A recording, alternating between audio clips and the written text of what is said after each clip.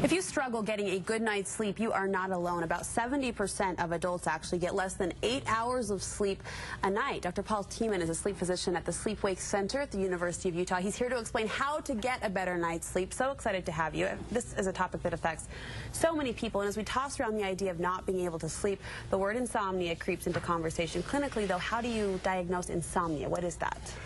Insomnia, by definition, is difficulty getting to sleep or staying asleep, or something about sleep is not restful, and it affects everyone. Sure. I was going to say that. I could raise my hand to that. So if the inability to sleep happens for just a day or two, maybe not something to worry about, at what point should you consult a physician like yourself?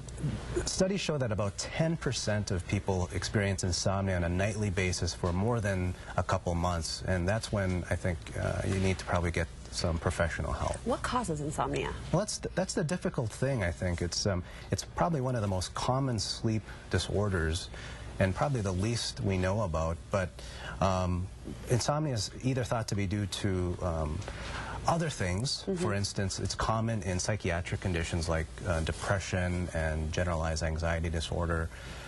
It can be due to medication effects, substances like excessive caffeine use or other stimulant use, an irregular sleep schedule, staying up late on the weekends and then trying to get to bed at a regular time on Sunday night for work Monday. That irregular schedule. Exactly. You've got some great tips and some interesting tips, I have to say, helping people accomplish that good night's sleep. The first one caused me a little bit of pause. You say don't go to bed until you're actually sleepy. Exactly. I think there's a common misconception that if you go to bed, or the more time you spend in bed, the more sleep you'll get. But if you're laying there trying to sleep, it's not going to happen. The interesting thing is sleep happens when you're not trying. It happens when you're not thinking about it.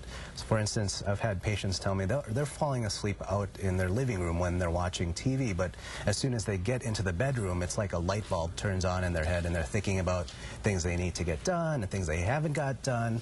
And so the bedroom for some people is kind of a conditioned stimulus to be awake.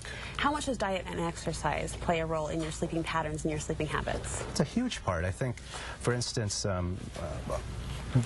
caffeine use. So one of the things that can perpetuate insomnia is if you don't sleep well one night, to compensate for that lack of sleep, what do? You drink some pot of coffee or a couple Mountain Dews. Try to wake up your body, get it going. Which then that night affects your sleep to sleep well that night, which then causes you not to sleep well, and then you drink some more caffeine. Sure, it's that cycle. And exercise, the more exercise you get, especially, I wouldn't do it right before bed, but sometime during the day, exercise increases the sleep drive. And quickly, a clock in the bedroom, you say, equals poison for a lot of people. What happens when people wake up, or if they're trying to get to sleep and they see the time not slipping by, or it's only they wake up, it's 2 in the morning, and they need to get to work in the morning, it creates a time pressure. It's it's almost like performance anxiety.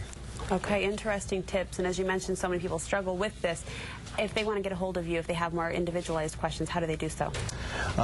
They can check the website out at the University of Utah, or our phone number is 801-581-2016. All right, Dr. Tiemann, thank you so much. Always good to see you.